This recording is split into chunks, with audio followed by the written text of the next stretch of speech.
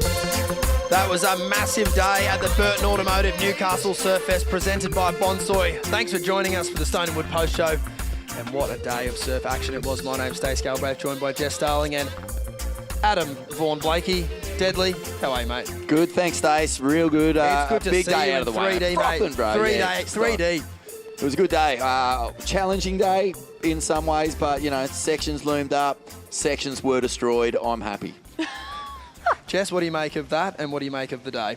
I'm on the same page as Vorno. I mean, there was definitely some tricky conditions, but it made for really exciting turns, kept us on the edge of our seat all day. For me, highlight, Josh Kerr, 8.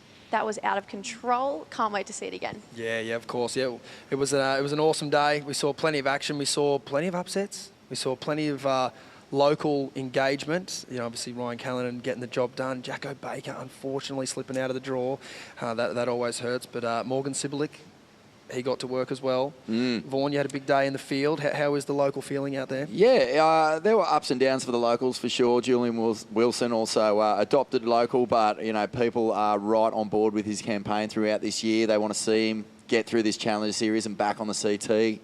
Little bit of a hiccup today, but, you know, he'll be back for the next event. But, yeah, all in all, you know, SURFEST, people come down here from this city and absolutely marinate in this event. You know, it's more than just a surf comp. It's like part of the landscape of this town. And, you know, it's been going for a long time, and I love coming up here for it. So I would say local vibes extremely high. Yeah, I would have to agree. And it's Thursday, which means it's nearly Friday, which means it's nearly the weekend, which is great. We are going to marinate on the heat of the day, which is heat number 9 of the men's round of 64. And what a heat it was, Jesse. Eli Hanneman getting us underway here. Yeah, I mean, he was just surfing like there was no tomorrow. It was just really clean, crisp, classy surfing from him. He mentioned he'd been battling with a bit of health issues over the last few months, so to come back in this way, super impressive. Absolutely. We see Lobby here up and riding Vorno. This turn, I got to see this one live. That wave was big. Oh, yeah, nice beefy turn from Lobby, and you could just tell he was, you know, had well and truly washed off the disappointment of not making the cut. He was in attack mode out here, as was Eli after, you know, a year in the wilderness. He's back. He's feeling good. He's sorted out his diet. He's sorted out his health, and he's on a real roll here. Yeah, it's got to feel good. And like we spoke about a lot throughout the day in the booth, Vaughan, like that opening round heat, it just comes with so much expectation, so much pressure, all the training, my boards are good, I've got all my new gear, I'm ready to roll. How much does it mean to this young man to have this performance? Yeah, I think it's a big one. And, you know, considering the conditions as well, if you think of Eli Hanneman's strengths, well, hang on, let's be fair. He charges big barrels, but yeah, he also is really good when there's live wire sections. But today, he just got it done in really tricky conditions. And this was a massive upset because this guy's been the form surfer of the Aussie treble, you would almost say. Yeah, what did you make of this, Jesse? I mean, I love Julian. I've loved him from day dot, and his surfing is just incredible. But unfortunately today, it just wasn't. Lobby and Eli were just kind of on a different wavelength. And I think Julian, I have no doubt that he's going to come back. But I mean, what a matchup between all of these surfers. Just so much incredible surfing going down in probably what was some of the chunkiest conditions during this heat. And these guys just absolutely got the job done.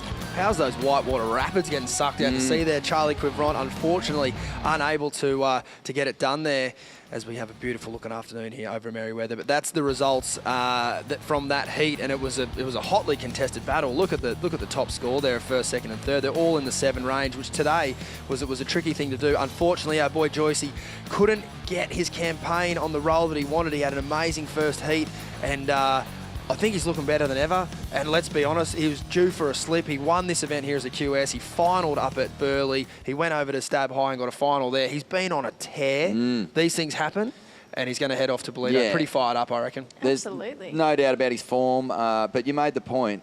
There was a lot of nerves around these opening heats, and every surfer, whether it was, you know, surfers coming back from the CT or all the younger guys or the campaigners who would come through the regional QS, up into this opportunity, everyone was feeling it today because they knew that these conditions would really test them. Yeah, absolutely. Speaking of which, AJ, winner of the last heat, take it away. Thanks so much. We were just listening to you talk about the nerves, but Hiroto, you're telling me that you feel more comfortable than ever coming into this Challenger Series season. What do you credit that to? I finished 15th last year. That was my best result ever. And then I feel like, oh, I'm right there. Like last year, I feel like, oh, maybe I can qualify for this year, but I couldn't. So, and then coming from this year, I just surfing a lot, training hard, and you know, especially this time, I bring my family in Australia, my daughter, my wife, and it feels like home. So I'm very comfortable. I was going to say, speaking of the support squad, here she is. Emma coming in trying to crash the interview. Just how much does it mean to perform like this in front of them and start off with a strong start? It was definitely nervous, especially because in front of my family's here, and then you know all the supporters. But yeah, I just want to like surfing good. I just want to do my best surfing here, and the waves actually was fun. So I just having fun, and then yes, I'm very happy to able to make it through. Congratulations. We'll see you in the next one. Thank you. Thanks, AJ. Thanks, Hiroto. Hiroto, you've got a signing that you're late for. Get down there, brother. A fantastic heat and a fantastic win there for Hiroto. We're going to jump into the Boost Mobile heat of the day, which was heat number 9, and it was absolutely fireworks. Excuse me, heat number 12. We've already done heat 9. There was too many good heats. I can't keep up with them all. And there it is, the local man himself, Ryan Callanan. Said he had a rough night with the baby. Welcome to fatherhood, mate. That's what it takes, and that's the kind of grit that you need to get it done on a day like today. Oh, absolutely. I mean, he had just such silky smooth surfing with power, with class, with steez, and he went out there and found these perfect gem of a wave when people were really struggling to find that. This one in particular, that first turn was out of control for Ryan Callanan. Almost came off his toes for that second one, and then at this point in the heat, everyone moved to where Ryan was. It was all systems go, follow arc out.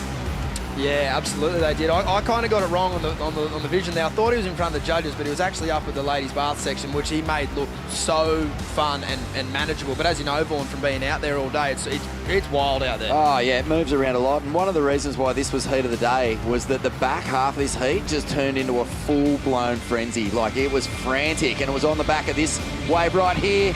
And that was Bronson Matey, the World Junior Champ.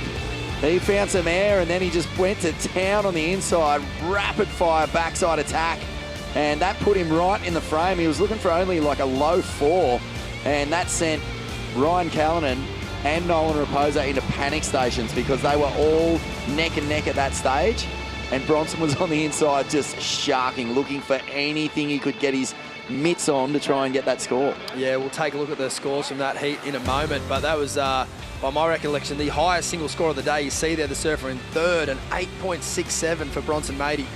Very, very close to eclipsing the score that he needed. He just fell short, and as you can see there, it was just his backup that let him down.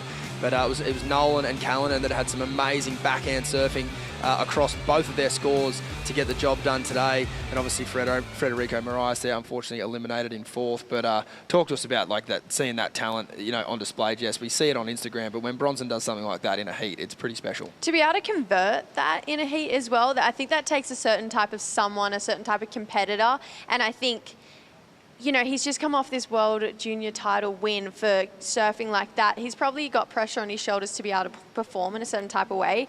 First time on the Challenger Series, he showed up. He did indeed. It was exciting to see that go down. At the moment, we had a big day. We have been talking it up hard. Let's lean on our partners at Surfline to really tell us what's going on here for the next couple of days, because we're feeling like it could be pretty special out here in the front the next couple of mornings. Yeah, well, I mean, the forecast has been telling us all week that we are in for some clean conditions leading into tomorrow and over the weekend. And as you can see here, the swell and that front that came through yesterday, blew the competition to smithereens, is actually going to clean up. We're going to get favourable winds. We're going to have like overhead conditions, as you can see here. Offshore, that's the magic word, and that's going to create platforms for the world's best to tee off, Stace. Yeah, it is. It's going to create some pretty beautiful canvases. You ready to see some big calves, Jess? I'm so ready. I am so ready. I had fun today, even though it was big and wild and woolly. Days like that make surfing Oh, absolutely. Like so good. Like to have it, if you win this event and you're surfing through all these conditions, you're absolutely fine. But Vaughan, I wanted to know, Parko had a theory with the knots and the strength of the offshore wind, like where to put your carve down on the wave. Have you got a theory, any sort of theories like that? You know, I used to, but it seems to me that in this day and age, people are quite happy to go right into the lip and attack the carve, which is, you know, if I think to maybe Al Cleland in a couple of recent performances, he'll charge up into an 8-foot wave with a howling offshore and just happily lose a couple of fins out the back and get this weird speed wobble into his carve, which can be a really sensational high-scoring manoeuvre. So, yeah, I do understand what Parko's saying there. You know, like you can really bury the rail, lean on that power, or you can add that little bit of flair for a few extra points, maybe get the judges interested. Oh, absolutely. Sounds good. I can't wait. Really excited. Forecast is looking great. We're going to have a big couple of days, a big Friday and a big weekend here to round this thing out. We are going to jump into the Bioglan Daily Dose now, and it was a jam-packed day. This is number 5, Oscar Berry. We're in the booth for this one, Jess. This one was cool. Oh, this was cool. Love seeing Oz today. I spoke to him afterwards. He reckons as well one of the best heats he's ever surfed, and it was for this big turn. Massive fin blow on a very solid section. That one wave, it was a 7-point ride, pretty much for just that one turn. And then here, this is where we really touched on that quality over quantity. But Oz surfed this one all the way through, chose quantity on this bigger wave, and just was so composed, had to fight back to get to second spot, and off the back of that, went up into first. Just solid surfing from Oscar Berry today. This is number 4, one of my favourite surfers to watch, Sammy Pupo. Vaughan, you've watched Sam a lot over his career. It feels like he is going to make short work of this season. It really does. He was really going at the lip, which we hadn't seen a whole lot of today. You know, there were sections that would stand up, and it was the surfers who attacked that capitalised on the scoring potential. Sammy started off the year really slow, and at stages I was thinking, where is this guy? Where's the guy who won Snapper, that Challenger Series event? Because the surfing he was doing back then was on par with, you know, the absolute kings, Felipe Toledo and stuff. Today we got reminded of just how good he can be when he's in a mood, and he was definitely in one. And he went turbo. Just to briefly touch on it, he got a 5th at Pipeline in his rookie year on the C team. With the Challenger Series going back to Pipeline and how deadly he is in waves like this, watch out for Sammy Pupo. Speaking of being deadly, Josh Kerr on the long twin, Jesse Starling. This was by far the standout of my day. This one turn alone, that was outrageous. He went away under the lip on the twin fin and still managed to keep control with all that water coming back towards him. I love this drone angle shot. Really highlights how far under the lip he was, where he placed his tail. He came away from his board and managed to get back on top of it. 8-1-7 just for that one turn. Good call to ride the 20. Would have had too much drag with the thruster. Bronson Matey definitely loved the thruster on that one. 8-6-7, Vaughan. Yeah, I mean, this guy is an air weapon. He's a weapon of mass destruction, and if he gets a ramp, look out, because he's going to take full advantage of it. And this was a really cool moment because the tail was high, the loft was there. We've seen a couple of airs today, but it's been so hard into this wind, but that's the sort of technique that'll get you the big scores, the big numbers, and they drop for Bronson in that one. And number 1 for our Bioglan Daily Dose today is Kolohe Andino. He absolutely dominated Vaughan. You did a wonderful interview with him yesterday, and he said he just loves surfing, and that shows today. He is loving it, and what I loved about his heat performance, aside from whenever you see someone who's got that much experience and surf that many heats punch in the air, it's a good feeling. But what I loved about Kolohe's performance is that it had a bit of everything, Stace. Full rail carves, lip attack, and you know, linking it all together beautifully. Put that on the back of his barrel to cut back yesterday. He's put together a little highlight reel here.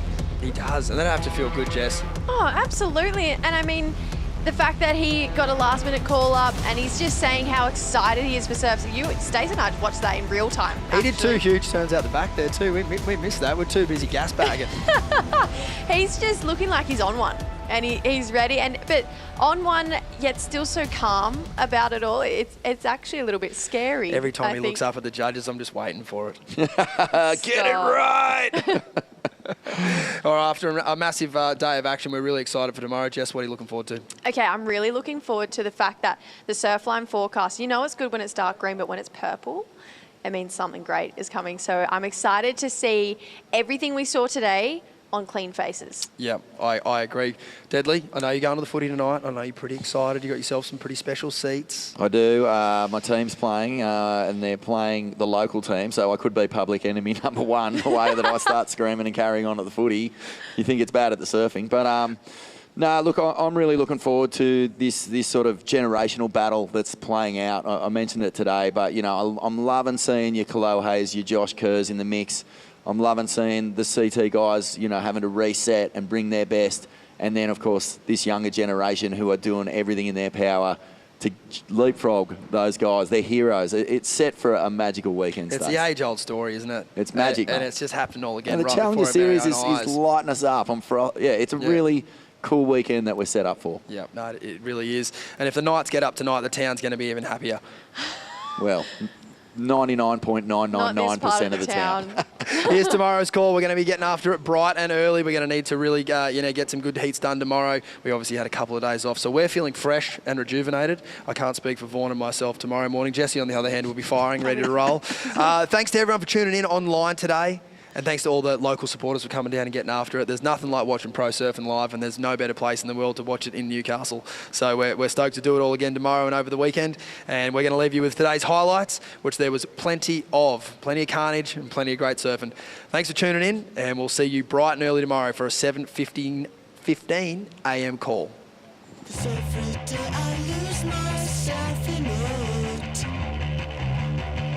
This rides and games are making me so sad. Oh, I better go. Yeah!